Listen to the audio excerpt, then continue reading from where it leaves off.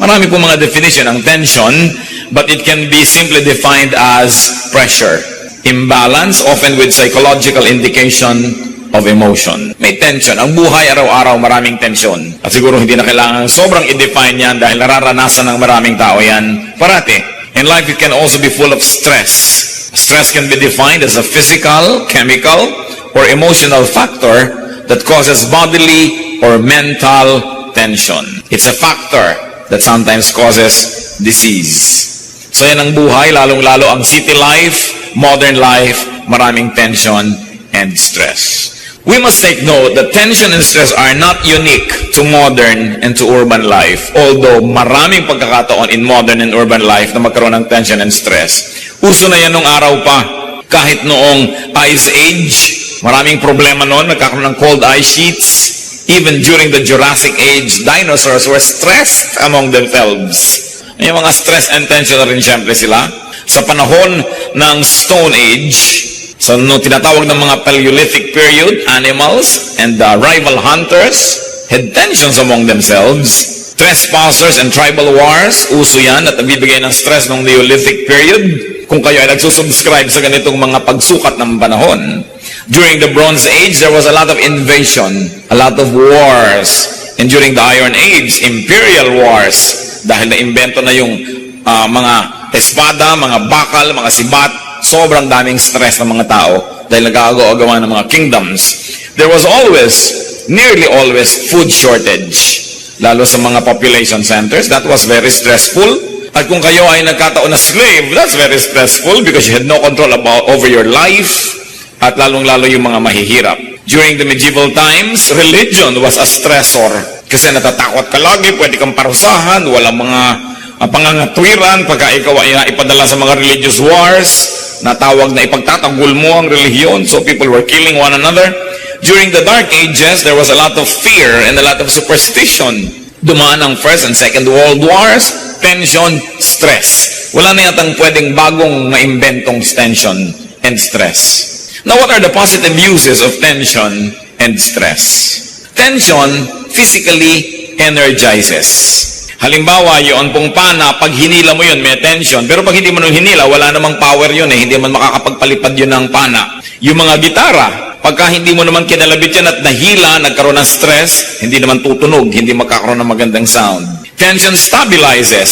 Halimbawa, pag may bato kayong pinagdugtong-dugtong at nagiging arc, sa gitna nun, kailangan may capstone. And this is a very important part of architecture because without the capstone, and if these stones are left to relax among themselves, they'll collapse. Kaya pag nakakita kayo ng mga lumang mga building na may mga batong nagkaipon-ipon, sa gitna merong capstone yun na usually parang quarting V. It keeps everything in place. Because of the stress and the tension suffered or experienced by the stones, they remain where they are. Garter. Kung walang stress yung garter nyo, lalaglag yung ginagarteran. Matatanggal, di ba? Kaya mabutit may stress. Yung rubber band, kung hindi yan na-i-stretch, and therefore there is stress there and tension, hindi niyan kayang hawakan yung gusto niyong talian niya. So, tension and stress stabilize, they challenge and develop many forms of strengths. Ang pinag-uusapan natin ay hindi lang ganyang uri ng tension and stress, kundi yung mga tension and stress na nararamdaman ng tao, nararamdaman ng kanyang katawan, at siyempre kasunod na mararamdaman ng kanyang isip, ng kanyang emosyon, ng kanyang espiritu.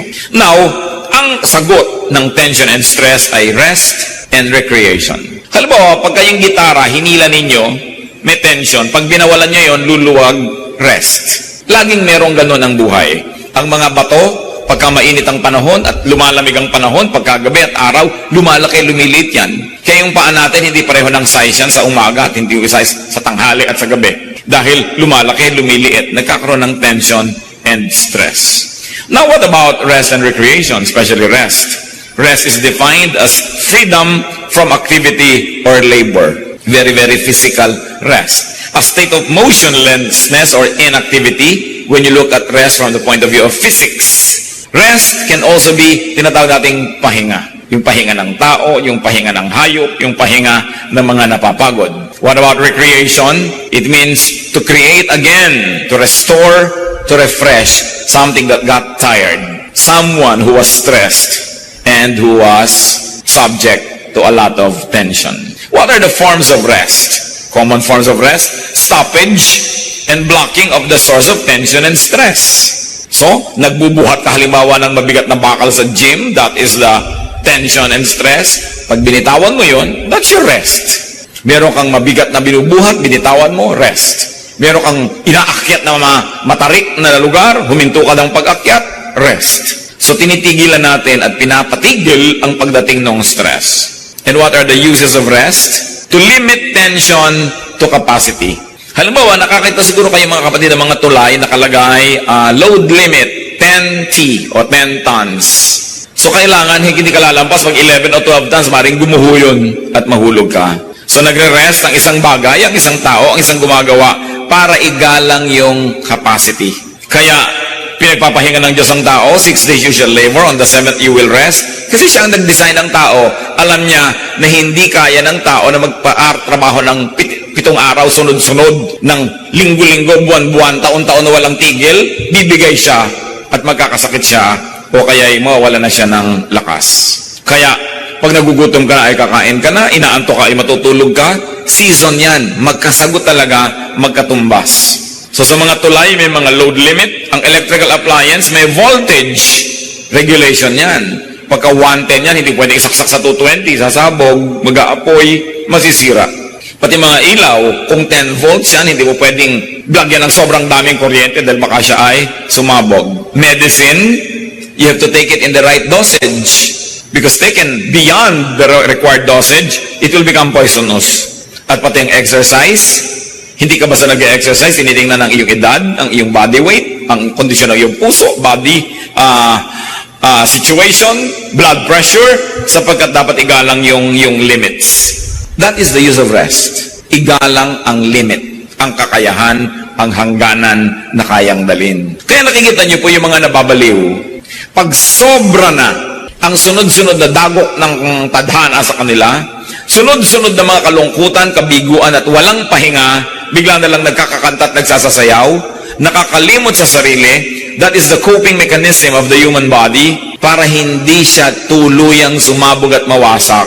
Siya'y nababaliw. Para hindi na niya ngayon indahin ang mga dapat ay iniinda ng mga taong hindi baliw. Kaya yung pagkabaliwa is a ring blessing.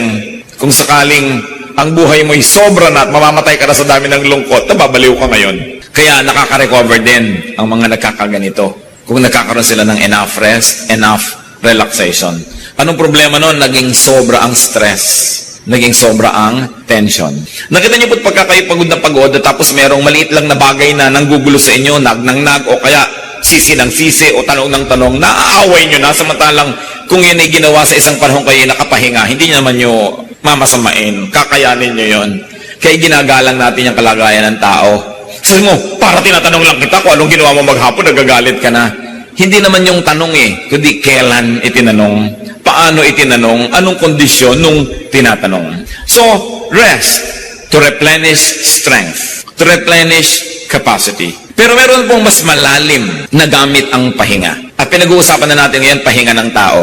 Pahinga ng kanyang katawan, pahinga ng kanyang isip, pahinga ng kanyang buong pagkatao. The deeper use of rest is to review and reflect on the relationship between tension and capacity in choices to make. In other words, pagka po tayo nagpapahinga, hindi lang tayo dapat nagpapatanggal ng pagod at nag-iipon uli ng lakas. Tapos, papasok na naman tayo dun sa dating giyera ng buhay natin, sa dati nating ginagawa. Tuwing nagpapahinga tayo, iniisip natin, ano ba ang pumagod sa akin? Bakit ako napagod? Paano ako napagod? At paano ko iiwasan na mapagod muli ng ganito? In other words, you come out of every rest period wiser. Hindi yung lumakas ka lang, lundag ka na naman, pasok ka na naman dun sa gulo na pinagpahingahan mo lang pala, tapos babalikan mo lang ng gano'n na gano'n. Rest in order to recreate. Kaya, rest and recreation yan. Nabubuo muli sa atin yung mga nasira at binibigyan natin ng mga bagong kahulugan, mga bagong hugis, bagong anyo, bagong tunog ang ating buhay. So that you come out of your rest period a better person, a wiser person, that you will not get into the same battles again, but now you will know how to choose your battles. Kaya yung pong nagpapahinga, nakipag-away kayo, napagod kayo, nagpahinga kayo, mag-iisip kayo uli, itutuloy ko pa ba itong away na to? Is it worth it? At kung naisip nyo na hindi na dapat, hindi na kayo babalik ka sa away kahit lumakas na ang inyong katawan uli. Hindi ko tulad ng boxing, away ulit kayo. iniisip kung babalik ako ba yung kaaway ko na to o hindi. In other words, talagang rest lang yon, walang recreation yon. Pero yung napagod ka na sa pakikitungo sa iyong asawa, lumayas ka ngayon na 3 araw, nagpahinga ka ng konti, iniisip mo rin, aawayin ko pa ba siya sa mga dating pinag-aawayan namin? Susukatin ko pa rin ba sa mga dating sukatan? Gagalitin ko pa rin ba ang sarili ko na hindi niya na ilalagay yung medya sa lalagyan ng marumi? Iniiwan yung mga tuwalya, bimpo, parang sundan mo siya, ang dami niyang kalat. Oh, nakakapagod na to. Hindi ko na nga siya aawayin tungkol doon. Yun ang recreation. You don't only just rest, but you recreate your situation so you come back into your life from which you were resting for a while, a much better person. And what is our very positive view about being tired? Tiredness inevitably leads to rest. Kung pagod na kayo sa inyong ugali ng inyong asawa, ugali nyo, pagod na kayo sa kaaaway ninyong magkapatid, pagod na kayo sa pakikipagtunggali ng ganito at ganon, pagod na kayo sa pagtatago-tago ng inyong illegal na negosyo, pagod na kayo sa pagtatago ng inyong immoral na relasyon, magpapahinga ka, pero hindi lang para lumakas ulit, balikan na naman yun ng ganon-ganon din. Repeat lang ang buhay mo, parang carbon copy ng kahapon. You recreate. You say, what is my life all about? Uubusin ko ba talaga ang lakas ko sa ganito? Paulit-ulit, walang asenso. Ang buhay ko paikot-ikot, parang Ferris wheel. Kahit ilang ikot at ikot ang mangyari sa akin, pagbaba ko, nandun pa rin ako. I did not cover a new ground. So what is nice about being tired? I wonder what makes you tired now, mga kapatid. Halimbawa, nagiging pagod ba kayo dahil araw-araw nagko-commute kayo mula sa halimbawa ay sa Apalit, Pampanga, patungo sa inyong trabaho? So, gumigising kayo ng alas 4 ng umaga, nakakauwi kayo ng alas 12 ng gabi. At araw-araw ginagawa nyo yun, hindi lang kayo natutulog ng konti para gawin nyo, isipin nyo, magbo-boarding house ba ako? O dito na lang ba ako magtatrabaho sa Apalit? Iniiba mo, hindi ka lang nagpapahinga para pasok ka na naman ng pasok sa gulong pinagpahingahan mo lang sandali. Tiredness leads to rest. Rest leads to strengthening, to reflection, to repositioning, to reassessment of your war and your warfare, and then to think, is it worth it? Rest and recreation, retreats, don't mean rest and recharging to go back to the same battle, to the same stress and tensions. Para iba, uy, magre-retreat ako. Bakit? Para lumakas-lakas uli ako dahil pagod na ako dito sa aking asawa. Tapos pagkagaling sa retreat, pagbalik, bangayan na naman sila.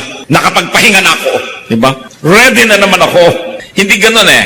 What is rest and recreation and what is a retreat? It is rest and recharging to change your wars, to change your strategies, to change lives. Dahil pag nagpapahinga ang katawan, kasunod na napapahinga ang emosyon, napapahinga ang isip. Kaya yung pagpapahinga, hindi lang pagpapalakas uli sa ating mga muscles. Pagbubulay-bulay, pagninilay-nilay, pag-iisip-isip, paghuhunos dili, pagbabagong loob. Malalalim na mga salita, pero meron niyang konsepto sa ating kultura. Kaya sinasabi, mag-isip-isip ka, magnilay-nilay. Kaya dapat ang mga bahay nung araw, lahat ng bahay, mayamat mahirap, may silyon. Kasi si silyon ka doon, uugoy-ugoy ka, nakakapag-isip-isip ka. Hindi yung basta-basta na lang mga dalos-dalos at mga nagmamadaling mga pasya.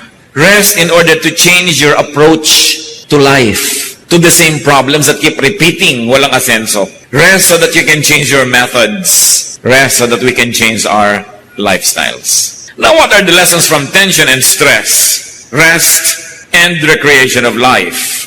Life is about seasons. Nakakailang tag-araw na ba at tag-ulan kayo ng inyong buhay? Nakakailan na ba kayong gabi at araw? Nakakailang leap year na ba tayo? Kung ikay taga-tabing dagat, nakakailang high tide and low tide na yan. Ganyan ang buhay. Seasons. Ecclesiastes 3:1-8, I will read from the contemporary English version. Everything on earth has its own time and its own season. There's a time for birth and death, planting and reaping, for killing and healing, destroying and building, for crying and laughing, weeping and dancing, for throwing stones and gathering stones, embracing and parting. There is a time for finding and losing, keeping and giving, for telling and sowing, listening and speaking. There is also a time for love and hate, for war and peace. May panahon ang lahat ng bagay sa mundo. At pag inisa-isa natin yan, sabi, there's a time for birth, which is tension. Paano po ipinapakita isang batang bagong panganak? Nakasara ang kamay. Nakasara ang kamay ng batang bagong panganak. May tension. Para bang sinasabi niyang, akin ang lahat, magiging akin ang lahat, aangkinin ko ang lahat. Life begins tensed. And there's a time for death. Ang mga namamatay po, nakabuka lahat ang palad. Wala ka pang makikitang kamay na namatay na kaganyan na may hawak na piso. Kahit hawak-hawak niya nung naghihingalo, at kung pelikula, iko-close at tank, nalaglag yung hawak, patay. So, na-realize niya, wala naman pala talaga akong pwedeng hawakan. Wala naman pala talaga akong pwedeng angkinin. So, ibibigay ko ng ganyan lahat.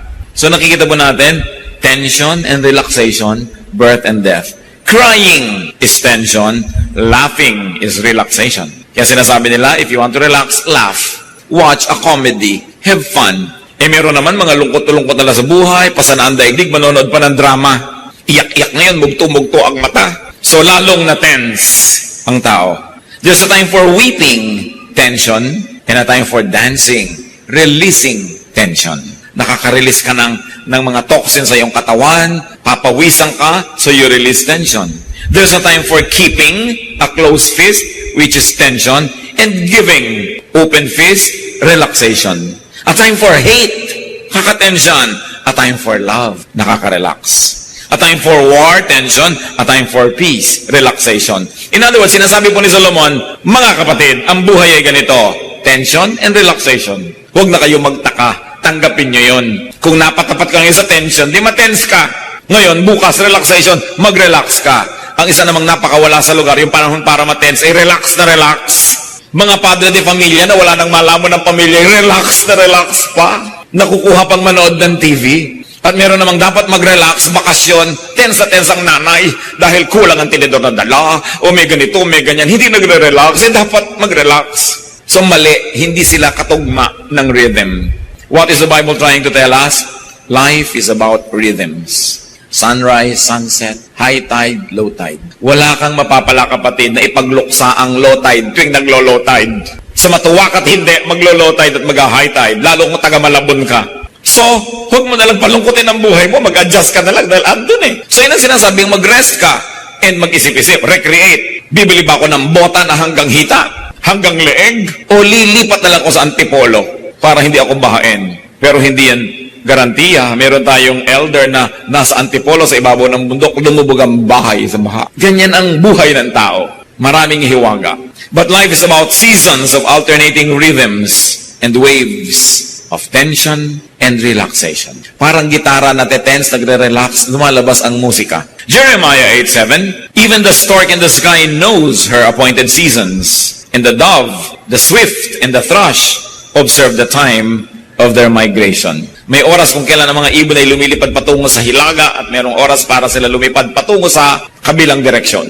Alam nila kung saan sila pupunta. Alam ng mga salmon kung kailan sila babalik sa mga ilog na pinagsilangan sa kanila. Alam nila at sinusundan nila ang panahon. Psalm 104:19-24, the moon marks off the seasons and the sun knows when to go down. You bring darkness, it becomes night, and all the beasts of the forests prowl. The lions roar for their prey and seek their food from God. The sun rises and they steal away. They return and lie down in their dens. Then man goes out to his work, to his labor, until evening. Ano pong observation dito? Pati daw ang mga buwan ay laging nasa panahon. Alam nila kung kailan sisikat, kailan lulubog. Pati ang mga paputok, alam nila kung kailan sila puputok at hindi. Diba? So nakikita natin na may panahon ang lahat. May schedule yan. Pagka daw gumabi na ang lahat ng mga mababangis na hayop ay naglalabasan na sa kanilang pinagtataguan upang maghanap ng makakain. So ano dapat ang ginagawa ng tao sa gabi? Nakaligpit sa bahay niya para hindi siya maging pagkain. At kaya maraming nakakain, wala sila sa oras, wala sila sa lugar. Kaya sabi, pag sumikat na uli ang araw, liligpit na yung mga hayop, yung mga tao naman nagtatrabaho sa bukid, sila naman ang gagawa ng paraan, may panapanahon. Ngayon, nasa maling lugar ka, swimming ka ng swimming sa isang lugar na maraming buhaya, ay talaga magiging merienda ka dyan. Lumagawa ka ng bagay na wala sa panahon, wala sa lugar. Alam nyo mga kapatid, napakalaking bagay. Ito lang ang mamaster natin. Ito lang sa buhay, hindi ka na siguro magiging pinakamalungkot na tao sa balat ng lupa. Paano hindi ka maging pinakamasaya, pero hindi ka magiging pinakamalungkot? At yun ay, matuto lang tayong lumagay sa oras at sa lugar. Masipag ka nga, nagsiserve ka nga sa church, wala ka naman sa lugar sa pagsiserve, wala ka naman sa lugar sa organisasyon, mali pa rin. Ang sipag-sipag mo nga, pero wala ka naman sa lugar. Pinagod mo na ang iyong katawan, nahirapan ka na, nagkasakit ka na, namatay ka na, hindi ka pa rin umasenso. Lugar, panahon. Yan ang batas ng buhay. Ika lang yan. There will be seasons of work and rest. There will be seasons of happiness and sadness. Mga kapatid, pakinggan nyo itong mabuti. There is really no bad season. Walang masamang panahon. There is really no bad time. Kaysa sabihin nila bad weather, walang bad weather. Yung kumikidlat-kidlat, nare-recharge ng electrons ang ating atmosphere. It's good for us. Huwag ka lang tamaan, kaya huwag ka magpakalat-kalat. Lumagay ka sa lugar. Namamayong ka pa sa gitna ng bukid, kumikidlat. Talagang malilitsyon ka dyan. Lumagay ka sa lugar. Paligo ka ng paligo, pagka alam mo may mga earthquake, pwede magkaroon ng tidal wave. Inanod ka na. Wala ka sa lugar. Di ba sinasabi nga, the early bird catches the worm? Just don't be the worm. So sa isang umaga, magpapasya ka, ako may magiging bird, ako may magiging worm. Lumalagay ka sa lugar. Walang bad time. Yung bagyo, nabubunot ang mga punong matatanda at ang gaganda at ang lalaki na, mabuti yun. Alam nyo, good news yun doon sa mga buto, doon sa silong ng kanyang mga sanga, na wala ng panahong lumaki dahil nayuyong-yungan sila ng punong kilaki-laki. And nothing grows in the shadow of a big tree. So pag may nabunot na pagkalaki-laking puno, isang araw pa lang naglalabasan na yung mga bagong bunga. So what's bad news there? Hindi dapat pinepersonal. Ang tinitingnan mo yung buong planeta, yung buong mundo, it is good. Storms, earthquakes, lumulubog ang mga continent, meron namang mga bagong lumulutang. Huwag ka lang doon sa lumulubog na katungtong. Kaya napakahalaga yung timing Nasaan ka ba? Napaka-importante yan. Alam niyo sabi ng Ecclesiastes 7:14? When times are good, be happy. When times are bad, consider God has made the one as well as the other. Ang ibig sabihin ni Solomon, hindi yan bad. Dahil walang ginagawang bad ang Diyos. Sabi niyo, ay bad naman, namatay ang mahal ko sa buhay. Pero lalo namang masamang di na yan mamatay kahit kailan. 300 years old na, buhay pa. So, napepersonal lang kasi natin. Pero natural ang tao ay mamamatay. Di nagsiksika na tayong lahat dito kung walang namamatay. Kung lahat ng dalangin ng tao, Diyos ko po, huwag mo pong kukuhanin itong pabuhayin mo siya. Pag pinakinggan ng Diyos, lahat yung panalangin nila, hindi nagsiksikan tayo, mamamatay din tayo sa food shortage, mamamatay din tayo sa dami ng mga diseases. So, hindi yan bad. Kaya lang, pag may patay naman, yung sabihin, ay good, namatay na siya. Pero alam niyo, ganyan talagang buhay. So, paano natin i-apply yun? Nangyari sa ating buhay, malungkot tayo, pero kayong sobrang malungkot dahil gano'n talagang buhay Sabi ng Bible, a time to be born and a time to die. Alam niyo yung good news, if somebody died, ibig sabihin that somebody was born. So, yun ang good news, laging may kakambal. Ang dilim may kakambal na liwanag, ang gabi may araw, ang pagkapanganak may kamatayan, kambal-kambal yan. Hindi pwedeng kalahati lang. Anong gusto mo sa yoyo kalahati? Hindi yan iikot. May balance. Huwag nating sobrang pepersonalin ang mga nangyayari. Lalo't yan ay batas ng kalikasan, lalo't yan ay batas ng buhay. So how can you relax in spite of the tension? Just go with the season. Swim with the current. Flow with time. And I don't mean morally, Hindi ibig sabihin sumunod ka sa agos ng immoralidad. Hindi yun ang pinag-uusapan. Yung agos ng panahon. Tag-init ngayon, di mag-enjoy ka ng mga nagagawa kong tag-init. Huwag ka magreklamo ng magreklamong tag-init. Kasi pag taglamig naman, nagre-reklamo ka rin taglamig. Pag nasa Amerika ka, sabi mo, ay naku, mabuti pa sa Pilipinas, ganito, ganon. Pag nasa Pilipinas ka, naku, mabuti pa sa Amerika. Kahit saan ka ilagay, mali. Make every place that you set your foot on home. Kung anong pagkain nakaharap mo, enjoyin mo. Kung sabihin, ay masarap pa yung nilaga namin sa bahay. Wala ka sa bahay mo, ito yung nilaga ng biyanan mo. So, masarapan ka na kasi kakainin mo rin naman Mag-adjust. May mga bagay tayong hindi naman nababago. At hindi naman dapat makipagyera tayo para baguhin pa. Samantalang mas madali kung lululunin mo na lang. And I don't mean morality and immorality. Let me be emphatic. Kasi siyempre, in areas of morality, naninindigan tayo. Pero konting-konting gyera sa buhay, ang karapat dapat ipaglaban. Marami, hayaan mo lang. Lilipas din yan. Get on with life. Get the most out of life. Give the most that you can give. And when it's time to die, die. Huwag gumawa ng mga pagsisisihan. At kung nagawa na, huwag nang pagsisihat na tapos na, baguhin na lang next time. At kung sasabihin nga natin, may nangyayari, charge it to the calendar. Sabihin mo, well, it's time to mourn. Wala tayong pera ngayon, mga anak, it's time to go simple. Kung marami tayo ngayong pera, well, it's time to enjoy it and share with others and thank God. Ang dami nating trabaho, well, it's time to work, walang matutulog. O wala tayo ngayong gagawin, it's time to sleep, long sleeps. Kung ano ang pinapayagan, anong ipinagagawa ng pagkakataon, huwag nang makipagtunggali dyan. Charge it to the calendar, charge it to time, and get on with life. Another lesson, of course, is to face, handle, manage, direct, and control your tension and stress. Bagamat, may mga tensions and stress na hindi natin maiiwasang dumapo sa ating buhay, pwede naman nating i-manage. Pwede nating bawasan ang damage. Pwede nating pakontiin ang kanyang bigat kung meron lang tayong technique. Alam niyo, pati weightlifting, kung may technique ka, kaya mong buhatin yung pagkabigat-bigat ng mga bakal, meron ka lang dapat technique. Sa mga dancers, sa ballet halimbawa, yung kahit maliliit yung lalaki, kaya niyang buhatin yung babaeng ganun, kung meron silang technique how to do it. Most of the time, it's your technique that makes or breaks you. So know, regulate, direct your work and your work days. At dito kilala ang tao na napakatalino, magaling tayong gumawa ng tools to make our work easier and more productive. Very importantly, when it comes to handling stress and tension, know yourself, know your limits. Kung tayo po mga kapatid ay hindi nagpapanggap, hindi natin pinapapel ang di natin papel, hindi tayo lumalagay sa hindi naman natin lugar, there is a lot of more relaxation. Pinang-aagaw ka ng pwesto ng may pwesto, lugar ng may lugar, pinipilit mong to stand taller than what you really are, you try to project what you are not, mahirap yon. Mahirap yung nagpapanggap, mahirap yung nagme-maintain ng isang kasinungalingan, mahirap yung may itinatagong lihim, mahirap na pinupuno natin ang sarili natin ng stress, pwede naman wala. Nagpapanggap kang mapera at mayaman, yung pala'y wala, di sa umpisa pa lang sabihin, wala akong pera, di wala ka na yung i-maintain na image. Napakahirap yung nabubuhay sa isang kasinungalingan. Kaya para tayong mag-relax, first is to know yourself, accept yourself, learn to love yourself, and by God's grace, continue to improve yourself so that you can love others also. Then, that's what life is all about. Kaya mahalaga na kung ano yung iyong talent, doon ka humanap ng trabaho o career. Kasi ang hirap ng sinusumpa mo araw-araw ang pagtatrabaho mo dahil hindi mo naman na-enjoy. And when you find a work that you enjoy doing, then you will not work for the rest of your life. That will be recreation. Ang mahirap, kahit ang gaan ay hindi mo linya sa buhay, mahirap yon.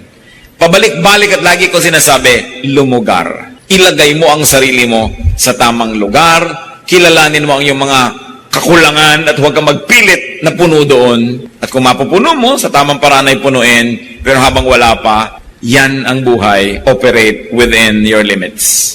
Nobody is perfect. Psalm 103:14, we are dust. Bagamat meron tayong Espiritu ng Diyos sa atin, pero kasama din ang ating kabuuan, ay tayo ay likabok. Psalm 90:12, teach us to number our days aright. Make our days count. To live according to the seasons, according to the dictates of time, and not to go against it. Kung bata ay bata, kung matanda ay matanda. Hindi yung nababaligtad. Work within your limits, respect your capacity, do not be over-ambitious. Well, it's not bad to be ambitious, pero dapat bago ka mag-ambisyon, kilalanin mo ang iyong sarili. Kung talagang tumpak, bagay, at nararapat sa iyo ang iyong inaambisyon sa buhay. Mark 10:38, ito po yung mga sobra mag-ambisyon.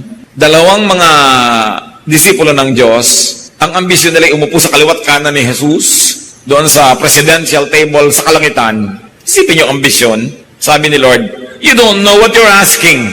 Jesus said, can you drink the cup I drink? Or be baptized with the baptism I am baptized with? In other words, sabi ni Jesus, gusto mong umupo sa presidential table na upan ko? O sige, magpapako ka. Kaya mo? Opo. O kaya, mamatay ka. Kaya mo? Opo, kaya-kaya ko mamatay. Tapos nung mabuhay ka pagkatapos, ay, hindi ko na yata kaya yun. Ano? So kung hindi mo kaya magpapako, mamatay at mabuhay na muli, huwag kang mag-ambisyon. Kasi para sa akin yun, hindi yun para sa'yo. Alam niyo kung minsan mga tao natetense ang buhay nila, kasi naiinggit sila sa kapwa. Naiinggit sa pinsa na mayaman, naiinggit sa kapatid na maganda, naiinggit doon sa kakilala na gano'n ang posisyon, gano'n ang sweldo, gano'n ang privilege. Pero ang tanong, narating mo ba yung narating niya sa pag-aaral? Narating mo ba yung narating niya sa training? Yung karanasan ba niya ay karanasan mo? Yung talino ba niya ay talino mo? At yung mga sakripisyo ba niyang pinagdaanan, naging sakripisyo mo? Kasi kung hindi, wala kang karapatang hangarin para sa iyo, yung para sa kanya. At yan ang problema ng napakaraming tao, kaya nagkakagulo mga organisasyon mga kumpanya, mga samahang sibiko, maging churches, inaambisyon ng isang maging leader, wala naman siyang karapatan, wala siyang karanasan, at wala siyang ginawang pagtutulo ng dugo para ma-earn niya yung kanyang posisyon. Ito namang bagong dapo, gusto niya, meron na rin siyang ganon. Hindi bagay. So sobra ang stress, sobra ang tension. At pag sobra ang tension at stress, may nababaliw. Dahil hindi makaya ng isip niya ang realidad. So kumbaga nagtitrip, kumbaga sa fuse, kumbaga sa bombilya ay napupundi. Kasi kinakaya ang di kaya.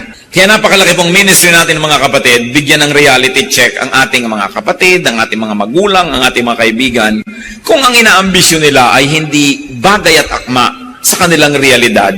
Kaya sasabihin mo, alam mo kapatid, yung inaambisyon mo, meron ka bang karanasan, meron ka bang kasanayan, may edukasyon, meron ka bang ganito at may ganon, genetically, bagay ka ba dyan? Kasi kung hindi, ibahin mong ambisyon mo, huwag mong kopyahin tong taong to. Sabi nga ni Shakespeare, desiring this man's art or that man's scope with what I most enjoy, contented least. Sabi, ang saya-saya ko na dito sa kanya, hindi pa siya kontento doon kasi ang laki-laki ng mundo niya. Pero baka naman malaki yung utak niya, kaya malaki yung mundo niya. Ngayon, pag meron po tayong mga kasama, kamag-anak, kaibigan na nag-aambisyon, naiinggit, gusto niyang kopyahin yung iba, tapos hindi natin siya binibigyan ng reality check, hindi natin siya sabing, huwag mong kamainggit doon kasi magkaiba naman kayo eh. Sabi nga ni Jesus, can you drink the cup I drink? Kung hindi mo kaya yun at hindi ikaw ang ganun, huwag mong ambisyonin para hindi ka mabaliw, para hindi ka sumabog. Ngayon, akala natin isang pag-ibig yung mali ang gusto ng tao, mali ang kanyang lugar, mali ang timing, tapos accept ka ng accept sa kanya, love ka ng love sa kanya, chuchuwa ka, chuwari-wari, sige, sis bumba, ikaw yung cheering squad. Actually, ikaw nagpapahamak sa kanya dahil darating ang panahon na maniniwala siya pati sa yung mga pagbubuyo at mga pagtulak, tapos yung pala hindi niya kaya, you are a partner in crime. Kaya dapat sinecheck natin ang mga kapatid na, huwag mo ambisyonin yan. Yung meron kang kapatid, talaga ambisyon niya maging Miss Universe, kapatid, kahit binibining kangkungan, huwag mo nang isama sa mga pangarap mo. Diba? Kasi hindi talaga bagay. Bakit hindi mo subukang maging iba naman? Halimbawa, maging first honor, maging fastest reader in the world. Pero huwag mo ambisyonin maging Miss Universe dahil hindi ka pang dyan. Kaya sabi mo, oo nga, bagay na bagay sa'yo, bagay na bagay sa'yo. Tapos isusuong mo siya na sumali para lang matalo. Alam niyo bakit ko ito sinasabi to? Many of us are guilty of this. Hindi natin itinutuwid, lalo't anak natin, lalo't mahal natin sa buhay. Hindi natin sabing reality check.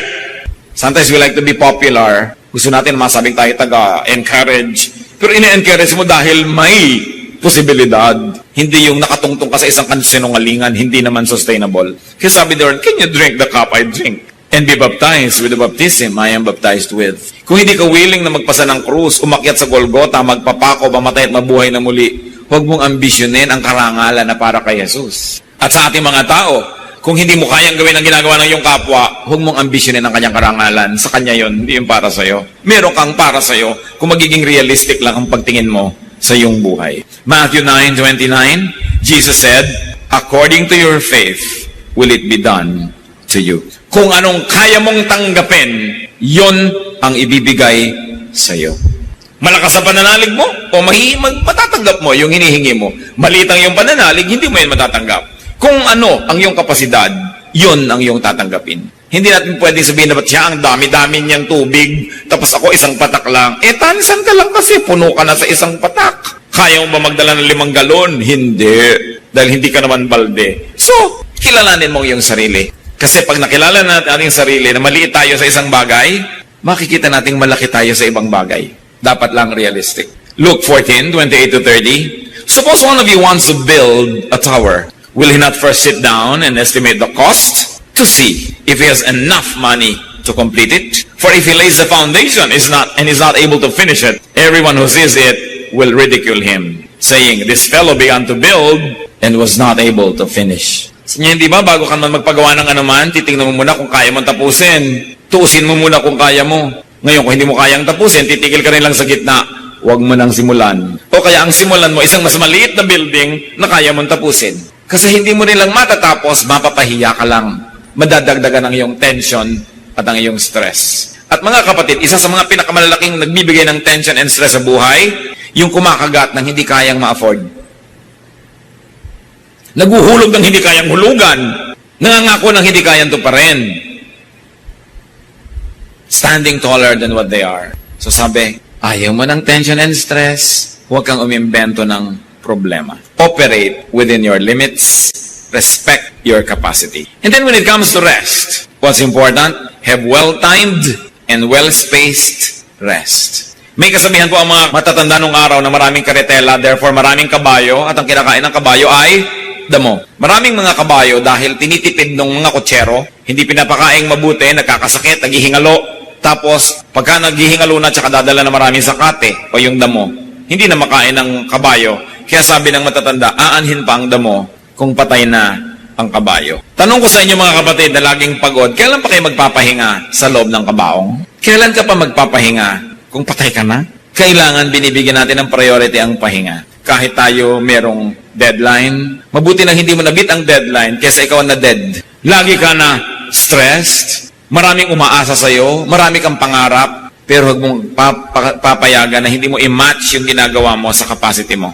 Kasi bibigay ka rin. Exodus 31:15, utos ng Diyos, for 6 days, work is to be done, but the 7th day is a Sabbath of rest, holy to the Lord. Huwag niyong kakalimutan magpahinga.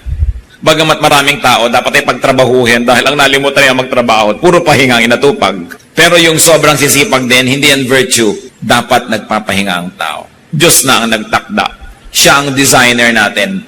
Alam niya kung hanggang saan ang kaya. Kaya pati nga po ang mga disipulo ng Panginoong Hesus, sila ay napakaraming pinapagaling, pinapayuhan, ipinapanalangin. Pero sa dami ng taong hindi tumitigil ang pagdating, parang agos ng tubig ang dating nila, niyaya ng Panginoon ang kanyang mga disciples na iwan ang mga pasyente at gutom at magsarili sila sa isang tahimik na lugar para magpahinga. Mark 6:31, come with me by yourselves to a quiet place and get some rest. Yan ang sinabi ng Panginoon. So hindi ko mo kayo ay nasa ministry, naglilingkod sa Diyos, nasa mission, ay di na kayo magpapahinga.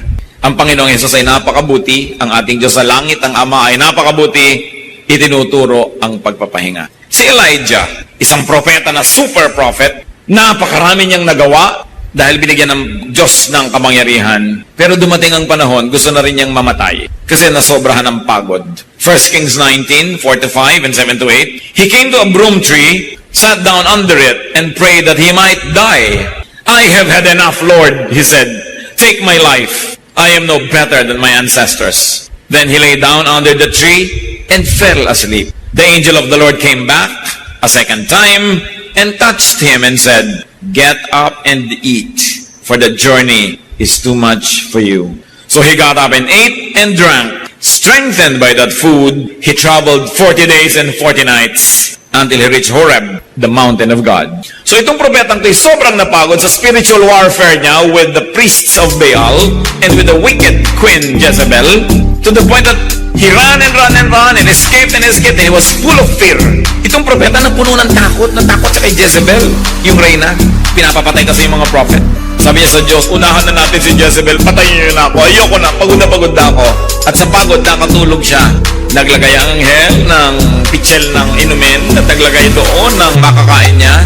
Nung magising, ginising siyang pinakain. Nakatulog siyang uli.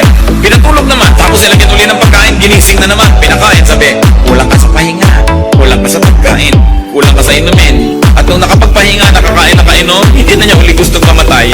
And he traveled 40 days and 40 nights. Listen here, brothers and sisters. Kung meron sa atin, and I hope wala, na kung minsan naisipin niyo magpakamatay, kulang lang kayo sa pahinga. Magtigil-tigil kayo. Magpahinga ka. Ipangutang mo para ka makapagpahinga. Kesa ipangutang ang iyong ataol. Magbakasyon. Lumayo sa problema. Manahimik. Mag-isip-isip. Mag-recreate. And go back into your old world a changed person with a new strategy, a new method, a new hope, and you can walk another 40 days and 40 nights. Pagka gusto niyo nang sumuko, gusto niyo tumalon mula sa building, lastasan ng inyong pulso, o di kaya lumunok kayo ng lason na expired, magdadramang bukid kayo, awang-awa kayo sa sarili ninyo, parang aping-api kayo sa mundo, kulang lang kayo sa pahinga. Magpahinga. Kaya mahalaga mga kapatid, bigyan naman natin ng pahinga ang ating kapwa. Kung may nanay kayo na, agawin niyo naman sa kanya ang trabaho, agawin niyo lahat ng mga chores, mga 1 linggo, 2 linggo, pagpahingahin siya. Meron kayong mga kamag-anak na naaasahan, laging siya na lang ang taya sa gastusan, lagi na lang siya ang nagbabayad ng lahat-lahat. Pagpahingahin naman, kahit huwag kayong gumasta, kumain na lang kayo ng crackers.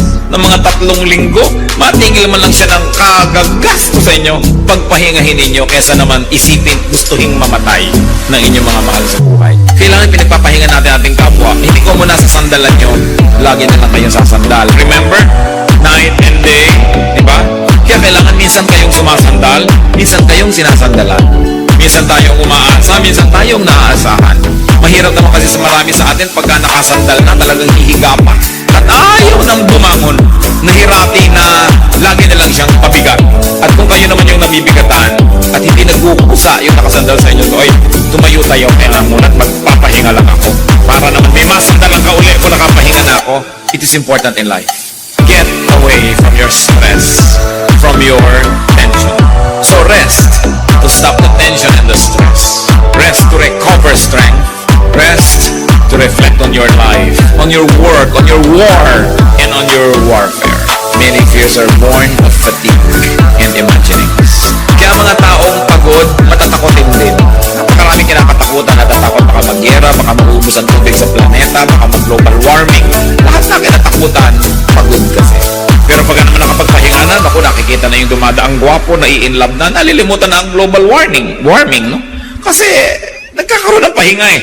Importante yon. Recreate and rest to recreate. Psalm 1, 1-2, Blessed is the man whose delight is in the law, and on his law he meditates day and night. You want to keep your balance? You don't want to lose your bearings? Meditate on the Word of God day and night. Diyan natin makikita ang mga sagot sa ating mga tanong. O diyan tayo matututo ng mga dapat itinatanong sa buhay para malaman natin yung mga hindi naman dapat nang ipinagtatatanong at walang katuturan, pinagtatatanong pa. Meditate on the Word of God. Magpahinga.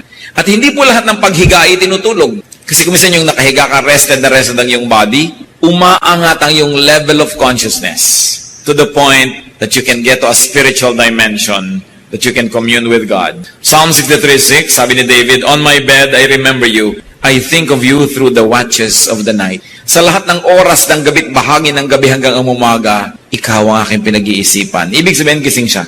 Merong portion, that very thin moment and line between being awake and being asleep that makes a spiritual communion more meaningful. And you should know that dreams and visions come through sleep. Kung minsan ang guidance pa lang kailangan mo sa Panginoon, ibibigay niya sa mga pahimakas, sa mga panaginip. Alam nyo, napakaraming taong kinausap ng Diyos sa panaginip. Imposible mang kausapin kayo. Kaya lang, ang nananaginip ay yung hindi sobrang lalim ang tulog.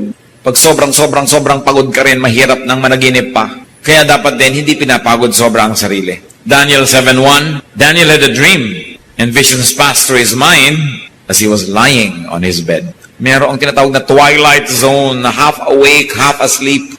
And you should give yourself that kind of time. Hindi yung panood ka ng panood ng video, nakakatatlong palit na ng video hanggang hindi talaga nagdidikit ang mata mo, hindi mo papatayin at di ka matutulog. Wala ka ng panahon mag-vision noon. Wala ka ng panahon mag-dream. That's why we've got to give ourselves the space so that God can talk with us. You have to plan, protect, even beautify your rest, your sleep. Mga kapatid, baka naman ilang buwan, ilang taon nyo nang ginagamit yung una ninyo na ubod ng laki o ubod ng liit.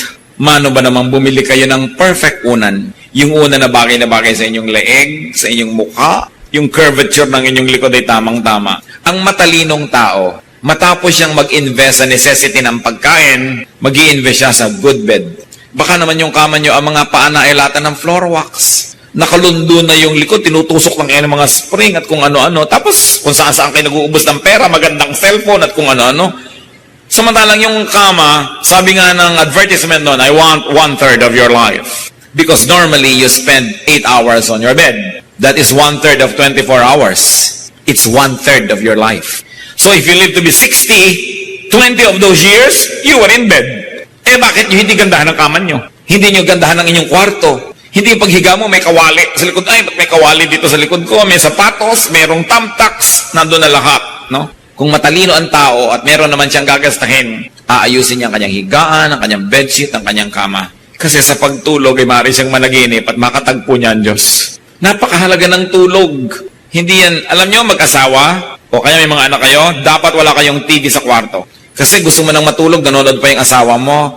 Inis na inis ka. O O kaya, hindi ka naiinis dahil nanonood pa siya dahil gusto mo na siyang makatabi. Panood pa ng panood.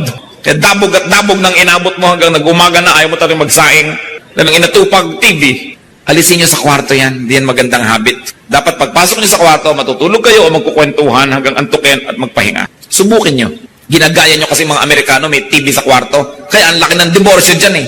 Dapat nasa ibang lugar yan. Huwag gayahin pati ang mga kapintasan na ibang lahi. So, for those who are ready and those who really work, rest is not a luxury. It is a necessity. Don't feel guilty for resting. Don't feel guilty for having vacations. You need it para hindi kayo mabaliw sa nakakabaliw na mundong ito. Kailangan natin yan.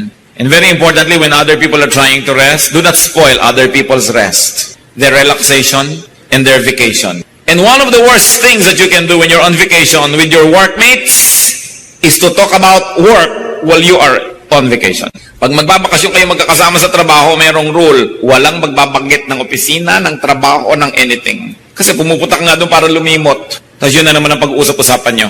At kung atin kayo ng retreat, church retreat, kung ano-ano mga retreat, lahat ng gamit yung mga kapatid, hindi naman to mahal, kaya nyong manahe o magpagawa sa mga modista, magpagawa kayo ng mga telang supot. Para hindi lalagyan nyo, hinahanap nyo yung inyong mga gamit, nasa plastic, klak, klak, klak, klak, klak, klak, klak, klak, klak. Buong gabi, naririnig mo na may plastic na parang chicharon at may kinakapakapa siya, hinahanap nyo yung kung ano niya, di ka na makatulog pa. Be considerate. Self-respecting people have cloth bags. Especially when you have to sleep with other people in the same room. Huwag kayong gagamit ng grocery bag. Kinakapakapan nyo yung arperdible doon sa loob. Bakit hindi mo... At napakalakas niyang paggabi. Napansin nyo na ba? Baka kahit sa kapitbahay, madidinig mo yung pagkapakapa niya eh. Be considerate when people sleep. May mga tao hindi marunong magbukas o magsara ng pinto. Blag! Blag! Blag! Doon mo malalaman kung sibilisado. Tao ba? Kasi di ba ang doorknob na pipihit? Pag may natutulog mga kapatid, pipihitin mo, at saka mo hihilahin ang pinto, at saka mo papawalan. Hindi yung naglalaban ng kayo ng pinto, blag, blag, blag, blag. Pag isasara mo ang pinto, hindi mo itutulak dahil blag, di ba? Pipihitin mo para lumubog yung pansara, itutulak mo si pinto, at dahan-dahan mong ipipihitin ulit para sumara kung tao ka. Kung may pagpapahalaga ka sa tulog ng iba, meron namang mga may kotse, may sasakyan halimbawa, sikip ang mga kapitbahayan, nakatira sa di masalang, tapos umagang-umaga, tinatawag yung asawa, nagising na ang lahat. Terrible. May makikinig ng radyo, parang gusto niyang buong kapitbahayan isama niya sa pakikinig. Kung ano yung teritoryo niyo mga kapatid, hanggang doon lang dapat ang sound niyo. Dapat lumalabas sa kabila. Napakalaking salot yung karaoke sa buhay, ano? Lalo't hindi ikaw ang kumakanta. Dahil peste ka. Puro naman my way, wala nang ibang kanta. Nakakainis na. So anong importante? Respect people. Therefore, you have to respect their ears, their silence, their rest. Kaya hindi ba marami sa mga karaoke nagsasaksakan, nagbabarilan, nagkakamatayan, kasi nadidisturb sila eh. You get agitated. So do not spoil other people's rest. Huwag kayong text ng text sa mga tao, lalo't nagbabakasyon. Huwag tayong tawag ng tawag. Bago kayo tatawag, yung cellphone na yan, napakalaki talaga niya na rudeness. Maliban na lang sobrang close kayo sa isang tao, at kahit mga close kayo, kung siya'y nagtatrabaho, may mga kaopisina, text before you call. Don't just call. You don't know if the person is ready to receive a call. So may I call? Is it a good time to call? Hindi call na lang kayo ng call kahit anong oras kung available kayo. Importante, iginagalang natin ang pahinga ng iba. Kahit hindi sila natutulog, yung pahinga ng kanilang isip. Meron kayong sasabihin sa asawa nyo, nasira ang pinto natin, pwede naman maghintay pagdating niya. Ba't kailangan sabihin nyo pa ng umaga-umaga pa lang sa kanya? Wala pa naman siya magagawa. May mga bagay na dinedelay. Lalong-lalo ang asawa nyo nagtatrabaho abroad. May lagnat ang anak natin, dear. Kung hanggat hindi mo talaga nanganganib na kailangan mo sabihin, mamamanage mo naman, makakatulong pa ba na guluhin mo siya para sabihin ng ganong bagay? Sa kadalasan kasi gusto nating gumaan ng ating pakiramdam, ibubunto natin ng bigat sa kapwa. So kailangan nabibigat ang kadalin mo kaysa ipasa mo sa iba na hindi naman makakatulong sila, wala silang magagawa. Anong mapapala mo na guluhin pati sila? Rest. Allow people to rest. Ang sabi ni Lord sa Matthew 11:28, "Come to me, all you who are weary and burdened, and I'll give you rest." So life is TNS. It is really tension and stress, but it is also R&R. Rest and recreation. Dapat hindi stress only at hindi rin rest only. Balance. A man must break his back to earn his day of pleasure. Sabi nga na isang song. So earn your rest, by working. Hindi puro rest lang ang buhay. Ano po kaya ang tension nyo ngayon mga kapatid? Ano ba ang inyong stress? Ang dalangin ko sa ating pag-aaral ay nilaro-laro na ng Espiritu ito ng Diyos ang inyong isip para ipakita kung meron tayong needless stress na dapat alisin, makita natin kung paano haharapin ang isang stress at paano tatanggapin ang mga hindi napapalitan sa buhay so that you won't be needlessly stressed. Aming Diyos, nagpapasalamat kami dahil kayo'y mabait, mabuti, gusto nyo kami magpahinga at walang bad time kasi kayo ang nagagawa ng time, walang bad weather. Ituro mo sa amin, Panginoon, ang ganitong pananaw. Makita namin kayo sa likod ng lahat ng bagay, maging mga bagay na hindi namin laging gusto, pero minabuti nyo sa inyong walang hanggang karunungan na maging bahagi ng buhay ng tao. At dahil minabuti nyo, ito ay mabuti. Turuan nyo kaming tanggapin ang hindi namin kayang baguhin ang mga pwedeng baguhin, at turuan mo kayong paano babaguhin sa tamang paraan ang mga pwede at dapat baguhin. Ipakita mo sa amin ang style namin, methods, na nagdadagdag ng stress sa aming buhay. Teach us to improve. Ituro mo rin sa amin kung paano kami nagpapabigat sa kapwa at kung paano namin mapapagaan ang dala ng mga nagmamahal sa amin na napakarami ng dinadala sa buhay. Salamat na lang nandiyan kayo, O Diyos. Maaari namin kayong hingahan. Maaari pa nga namin ibigay sa inyong mga kabigatan namin because you, O Lord Jesus, said that we should give our burdens to you. Ito, Panginoon, ang ituro nyo sa amin how to give our burdens to you. Paano kami magtitiwala habang kami na may gumagawa ng kaya namin gawin? Paano kami hihingi ng pagpapala sa inyo habang sinisikap naman namin kuhanin yung binigyan nyo kami ng natural na kakayahan para kuhanin? Give us wisdom. Magbulay-bulay tayo mga kapatid sa ilang saglit ng pagtungo sa presensya ng Diyos. Isipin nyo ang inyong mga stress and tensions at isipin nyo, karapat-dapat ba na problemahin nyo yan o hindi naman? At kung karapat-dapat, itanong natin sa Diyos ang pinakamabisang paraan ng pagharap sa mga bagay na yan. At sa kabila ng lahat, sa kabila ng kuminsan na hirap, sa kabila ng napakaraming dapat gawin, humingi tayo ng karunungan sa Diyos kung paano ipaglalaban yung pangangailangan na magpahinga. Sa inyo namang hindi makatulog kahit nakahiga, dalangin ko ay pagpalain kayo ng Diyos na kung kailangan yung matulog ay makatulog kayo. Para kung kailangan kayo gising, ay gising naman kayo. Ipanalangin nyo ang mga sarili kung kayo hindi mapagkatulog, kulang ang tulog, mababaw, ang pahinga ay hindi sapat. O kaya naman ipanalangin nyo ang inyong mga mahal sa buhay na alam nyo kulang talaga sa pahinga. Let's be alone with God. Let the Holy Spirit of God give us an agenda as to what to pray for. Huwag nating basta sayangin at palampasin ang pagtuturong ito sapagkat mahalaga sa ating lahat. Ama namin sa langit, Espiritong Banal, humihingi kami ng karunungan na matuto. Magkaroon ng mga practical na mga gagawin to face our tensions and stresses so that we can have more meaningful rest and recreation. Magbulay-bulay tayo mga kapatid. Be alone with God and be blessed.